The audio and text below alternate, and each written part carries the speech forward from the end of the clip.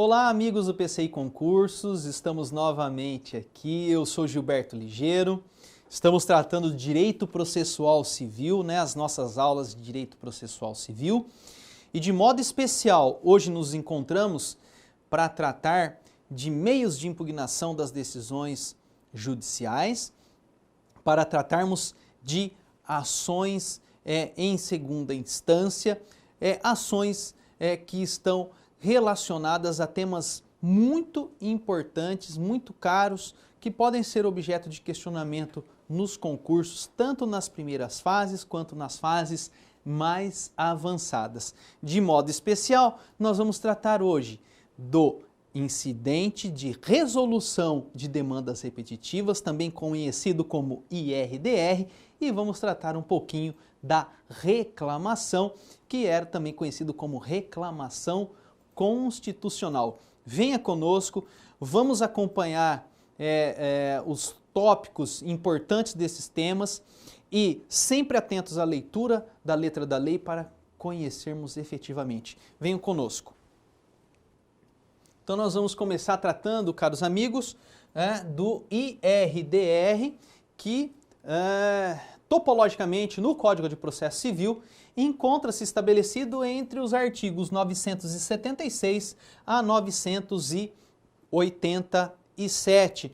Então vejam, vamos trabalhar no primeiro momento, caros amigos, vamos trabalhar aqui a definição de IRDR, entender, obviamente, os contornos conceituais desse importante instrumento que, queira ou não, está ligado a interesses que estão relacionados a um grande número de pessoas, porque, vejam, na exata medida que surgem várias demandas, essas demandas têm como substrato relações jurídicas próprias de um grande número de pessoas, para se evitar que ocorram decisões conflitantes, incoerentes. Então, o legislador pensou num instrumento que pode, então, determinar um só entendimento para esse grande número de demandas, para esse grande número de interesses. É mais ou menos nesse sentido que nós temos a definição do incidente de resolução de demandas repetitivas. Vejamos, no nosso slide, que a definição é a de que se trata de um instrumento processual a ser instaurado perante o tribunal com o intuito de evitar que demandas repetitivas possam gerar risco à isonomia e à segurança jurídica. Mais uma vez, é importante nós chamarmos a atenção para a isonomia e para a segurança jurídica, tão necessárias e tão buscadas no novo Código, como nós tivemos a oportunidade de estudar lá nos precedentes judiciais, a integridade, a coerência, como finalidades do estabelecimento de precedentes judiciais. Então, na verdade, é uma ação, é uma demanda que se instaura perante o tribunal, uma forma de provocação do tribunal no intuito de buscar uma só decisão em torno de demandas que possam se repetir e gerar esse risco. Muito bem, quais são os requisitos para o cabimento do incidente de resolução de demandas repetitivas? O artigo 976 do Código de Processo Civil nos ajuda a entender efetivamente esses requisitos. Vejamos o que diz o legislador, caros amigos. É cabível a instauração do incidente de resolução de demandas repetitivas quando houver simultaneamente, primeiro, efetiva repetição de processos que contenham controvérsia sobre a mesma questão unicamente de direito. Segundo, risco de ofensa à isonomia e à segurança jurídica. A leitura desses dois incisos do artigo 976 nos revelam então os requisitos que dão aso, que dão força, que dão concretude ao IRDR. Vejamos, o que é a multiplicação de demandas e mesmo questão de direito? Exige-se que sejam instauradas uma série de demandas que contenham a única e exclusiva questão de direito. Então vejam, várias demandas debatendo se o atraso na entrega das obras de apartamentos, de prédios de apartamentos, geram ou não a extinção do contrato e se as prestações já pagas devem ser devolvidas ou não. Então imaginem, né, uma série de demandas debatendo esta questão de fato e de direito. Então tem lá centenas e centenas de multuários. Vejam, nós temos multiplicação de demandas da mesma questão de direito, centenas de ações nesse sentido. Temos preenchidos o primeiro requisito. Segundo requisito, ofensa, isonomia, segurança jurídica. Vejam que se essas demandas envolvendo os mutuários de casa própria, de prédios de apartamentos, proprietários, mutuários de apartamentos, se cada uma dessas demandas for distribuída para uma vara cível, né, espalhadas por um determinado território estadual, como o estado de São Paulo, por exemplo, quantas decisões diferentes podemos ter? Então, para que não haja ofensa à isonomia e à segurança jurídica, se instaura o IRDR e tem-se uma só decisão. Vejam, de maneira que os interesses protegidos pelo legislador não podem sofrer risco de serem afetados por decisões diferentes a respeito da mesma questão em processos distintos, conforme diz o 976-2. Então vejam, vamos citar aqui, caros amigos, o exemplo de um incidente de resolução de demanda repetitiva que foi instaurado efetivamente em agosto de 2016, um IRDR no qual se debateu várias teses, né? Na verdade, foram firmadas, salvo melhor juízo, 8 teses nesse incidente de resolução.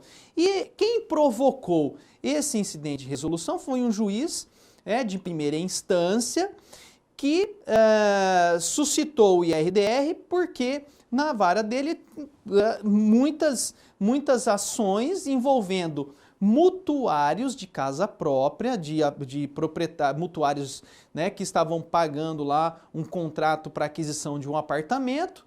Esses apartamentos, as construtoras passaram a demorar na entrega, a ultrapassar os prazos e começaram a surgir várias demandas. Como no estado inteiro havia, então, uma série de demandas nesse sentido. E então foi instaurado lá em agosto de 2016 esse RDR para decidir quais os direitos dos mutuários, quais os direitos e deveres dos mutuários e as teses que deveriam ser firmadas no julgamento desses casos. O TJ de São Paulo, então, concluiu o julgamento desse IRDR em agosto ou comecinho de setembro de 2017, fixando todas as teses ou as principais teses nesse sentido no IRDR, no incidente de resolução de demandas repetitivas. E a partir então da fixação dessas teses, todas as outras demandas então passarão a receber o mesmo tratamento, visando isonomia e a segurança jurídica. Então fica aí um exemplo, né, a partir do qual esses requisitos efetivamente se estabelecem, né? Multiplicação de demandas e mesma questão de direito e ainda a ofensa à isonomia e à segurança jurídica. Muito bem. O que é importante ainda nós identificarmos num incidente de resolução de demandas repetitivas? A questão da causa pendente no tribunal em primeira instância, o recurso repetitivo sobre questão, né, qual a questão efetivamente, e ainda a legitimidade. Vejam só, caros amigos, vamos nos atentar ao primeiro aspecto. Há uma divergência na doutrina no sentido de que quando que pode se instaurar efetivamente o incidente, né? a demanda já deve existir uma demanda pendente lá no tribunal, há um recurso lá no tribunal, ou vários recursos nos tribunais tratando, né, dessa multiplicidade, ou pode ser uma demanda que esteja em primeira instância? Bom, há uma divergência. Há quem defenda que há necessidade para a instauração do RDR, que haja um recurso, por exemplo, pendente no tribunal. Né? Não pode ser uma simples suscitação do juiz de primeira instância ou que a causa esteja em primeira instância. Salvo o melhor juízo, vem se firmando a ideia de que não há necessidade de que haja um recurso pendente no tribunal, de que uma causa pendente no tribunal. Pode ser uma causa pendente em primeira instância. Muito bem. Num segundo momento, nós também precisamos pensar o seguinte: qual é a questão, e aqui nós fazemos um ponto de interrogação, qual é a questão que pode ser levantada em recurso repetitivo? Questão de direito material ou de direito processual? O que pode ser objeto? Né? Então, é importante nós chamarmos a atenção que tanto faz se trata de material ou direito processual, né? Agora, é importante também, já que nós estamos tratando desse tema, que a questão, se ela estiver já sob análise de recurso repetitivo, recurso especial, recurso extraordinário repetitivo, não caberá o IRDR. Porque o recurso especial e o recurso extraordinário repetitivo, na sua fórmula, na sua formatação, já se busca uma única decisão para se aplicar em outros casos. Então não há necessidade, aí faltaria interesse para o IRDR. Mas então, tanto questões de direito material quanto questão de direito processual. E por fim, caros amigos, nós podemos pensar aqui na legitimidade. Quem tem legitimidade para o IRDR? Então vejamos lá, pela simples leitura do artigo 977 do Código de Processo. O pedido de instauração do incidente será dirigido ao presidente de tribunal pelo juiz ou relator por ofício. Segundo, pelas partes por petição.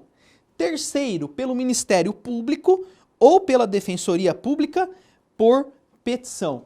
O parágrafo único traz aqui um requisito da petição no seguinte sentido: da petição ou do ofício. O ofício ou a petição será instruído com os documentos necessários à demonstração do preenchimento dos pressupostos para a instauração do incidente.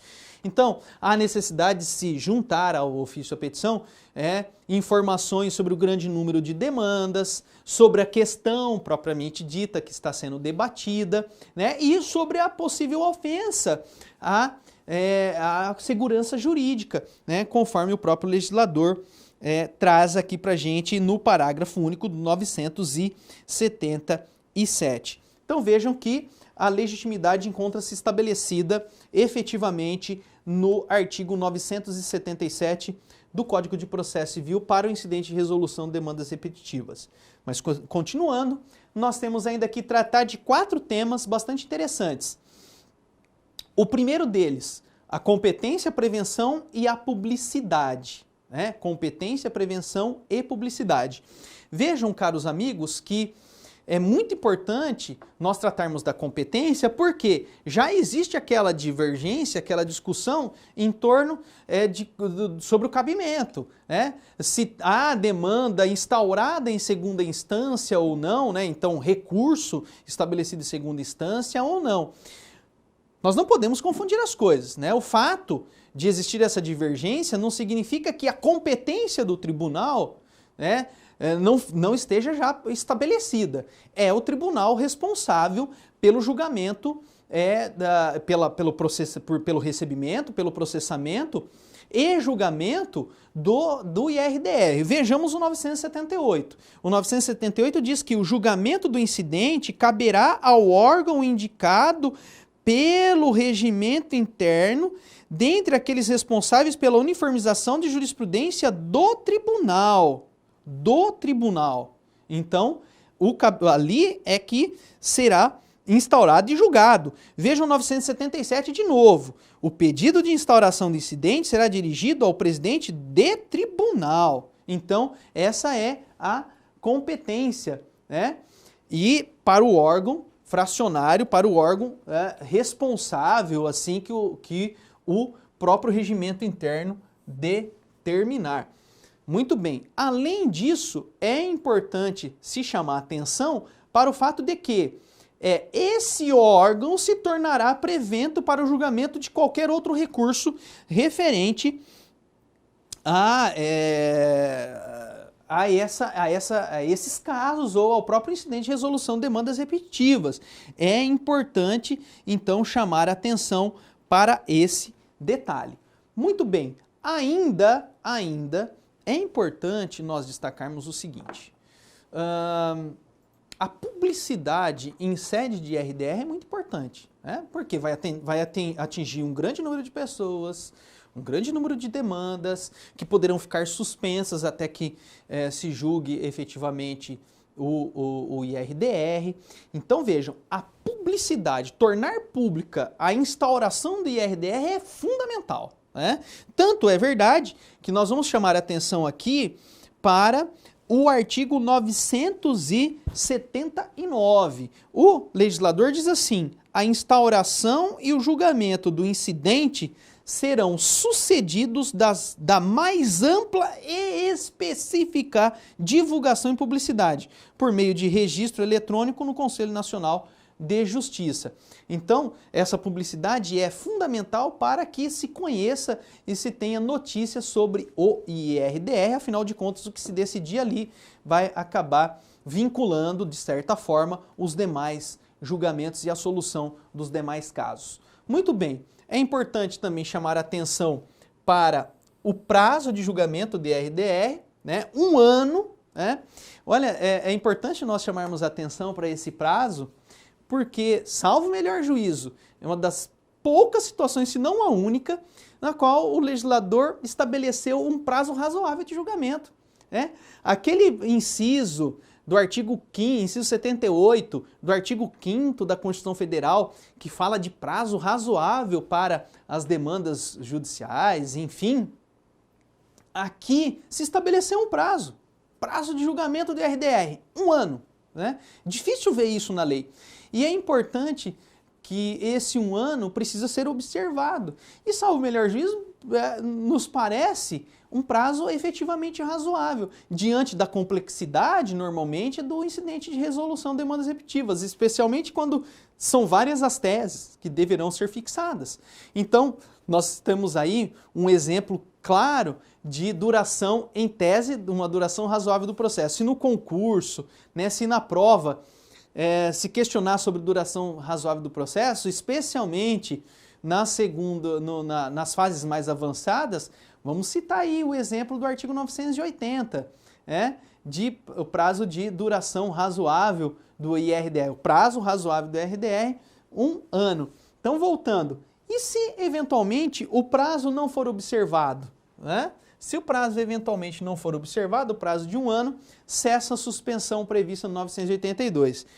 Vejam, vamos verificar aqui rapidamente, caros amigos, que o 982 do Código de Processo Civil diz o seguinte, que, admitido o incidente, o relator suspenderá os processos pendentes individuais ou coletivos que tramitam no Estado ou na região conforme o caso. Então, vejam, esses processos ficarão aí pendentes suspensos enquanto pendente o incidente de resolução. Imagine, isso daí pode gerar uma suspensão de até 1 ano. Chegou o fim do 1 ano, então essas demandas voltarão a ocorrer sob pena de prejuízo das partes envolvidas. Então, não observado 1 ano, voltam a correr essas demandas. É importante só chamar a atenção que no exemplo que foi citado agora há pouco, em IRDR no TJ de São Paulo, o TJ observou estritamente 1 ano. Louvável esse prazo, que pareceu bastante interessante para a fixação aí dada pelo legislador no artigo 980. Muito bem. obrigatoriedade de aplicação da decisão do IRDR.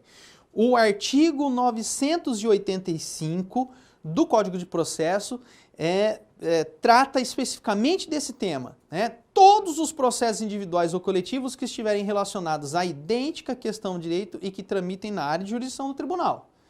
Todos esses processos, né, o que ficar decidido no IRDR serão aplicados a esses processos, bem como aos casos futuros que tiverem idêntica questão e que venham tramitar na jurisdição do tribunal. Então, o IRDR saiu uma decisão no TJ de São Paulo, TJ de Santa Catarina, no TRF da primeira, no TRF da segunda, da terceira, cada jurisdição deve, então, observar as decisões no IRDR, conforme o artigo 985. No mais, para nós encerrarmos aqui o IRDR, é importante nós pensarmos que não se trata, né, as decisões em incidente de resolução de demandas repetitivas, não se tratam de decisões prontas e acabadas que não podem ser revistas ou em relação a elas não se cabe recurso. Muito pelo contrário, elas podem ser revistas e é cabível o recurso especial extraordinário. Vejam só, né, que no artigo 986 e o artigo 987 do Código de Processo resolvem essa questão. A revisão pode ser requerida pelos mesmos legitimados, né, no âmbito do tribunal, nos termos do artigo 986. E caberá recurso extraordinário especial nos termos do artigo 987, também do Código de Processo. Então, as decisões em RDR poderão ser revistas, modificadas, alteradas, mantidas, vai depender então da extensão da revisão ou da extensão do recurso propriamente dito, ok? Então, seguindo, agora nós podemos falar de um outro importante tema, né, do novo código, né, que é a reclamação, também conhecida como reclamação constitucional, mais conhecida como reclamação constitucional, que na verdade agora não é só uma reclamação constitucional e simplesmente chamada de reclamação.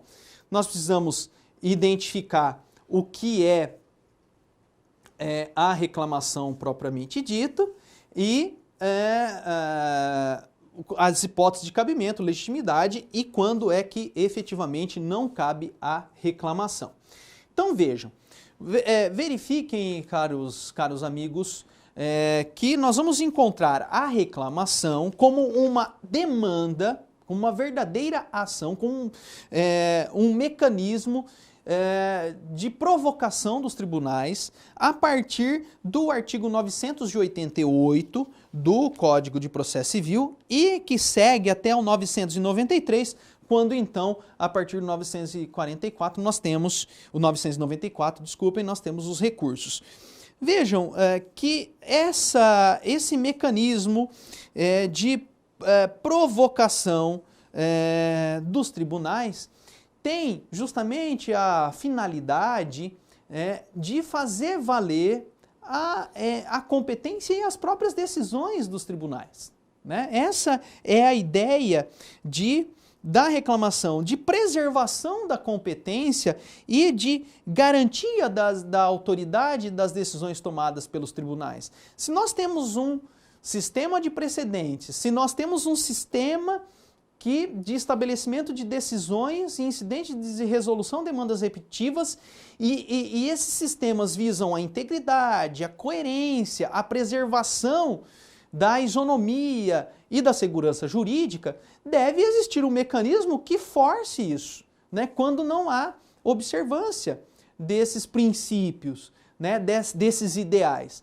E a reclamação vem justamente nesse sentido, para fazer valer essa preservação da jurisprudência, a preservação da competência, da unidade, da coerência das decisões. Vejamos então como funciona efetivamente a reclamação. Vejam que nós temos aqui como cabimento, né, preservar a competência do tribunal, são as hipóteses de cabimento do 988, garantir, né, a autoridade das decisões do tribunal, dos tribunais, garantir a observância de súmula vinculante e decisão do STF em controle concentrado de constitucionalidade e ainda garantir a observância de acordo proferido em julgamento de RDR ou, se não, em incidente de assunção de competência. Tudo aquilo que nós falamos agora há pouco. Então, vejam, sempre buscando a unidade, a coerência, a segurança jurídica, né, tão buscada por esse sistema novo que se estabelece entre nós. Quem tem legitimidade e qual é a competência para julgamento? A parte interessada ou o Ministério Público. Nos termos do caput do 988, né, nós temos essa legitimidade. E a competência, né, olha, tribunal cuja competência se busca preservar ou cuja autoridade procura garantir. 988, parágrafo 1º. Vejamos o que diz o 988, parágrafo 1º do Código de Processo. A reclamação pode ser proposta perante qualquer tribunal e seu julgamento compete ao órgão jurisdicional cuja competência se busca preservar ou cuja autoridade se pretenda garantir. Então, sempre será do tribunal, né, do qual emanou efetivamente a decisão, aquela decisão que se pretende observar, se pretende garantir efetivamente a observância, ok? E não caberá a reclamação quando, né? Vejam só, se já houver trânsito em julgado em relação à decisão reclamada. Se houver trânsito em julgado, não existem mais recursos e se decidiu, tá resolvido e aí não cabe a reclamação. E também não caberá reclamação se não houver esgotamento das vias ordinárias.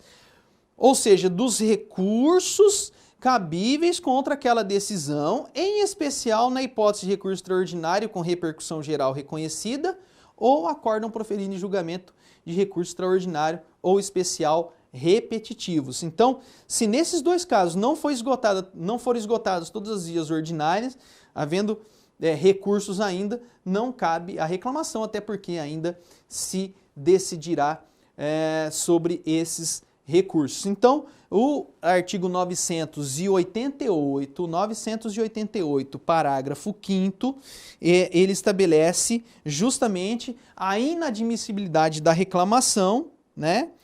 No seguinte sentido, é inadmissível a reclamação, primeiro, quando proposta após o trânsito em julgado da decisão reclamada, aí já não dá mais para reclamar, está decidido, resolvido. Segundo, quando proposta para garantir a observância de acórdão de recurso extraordinário com repercussão geral reconhecida ou de acórdão proferido em julgamento de recurso extraordinário especial repetitivos, quando não esgotadas as instâncias ordinárias. Ou seja, ainda cabem recursos contra aquelas decisões e, nesse caso, então, não é possível a reclamação. E, na sequência, é importante chamar a atenção que a reclamação, né, como uma verdadeira demanda, né, se observará, claro, lá no tribunal, onde ela foi distribuída, deverão ser tomadas algumas providências, como por exemplo, a providência do 989, e ao despachar a reclamação, o relator, né, designado requisitará informações da autoridade, né, deverá requisitar informações da autoridade em relação à qual eventualmente a decisão não foi observada, não foi cumprida, e aí há essa requisição de informações. Se necessário, inciso 2º, ordenará a suspensão do processo ou do ato impugnado para evitar dano irreparável, aí tem perigo da demora, né? E terceiro, determinará a citação do beneficiário da decisão impugnada e terá o prazo de 15 dias para apresentar a sua contestação.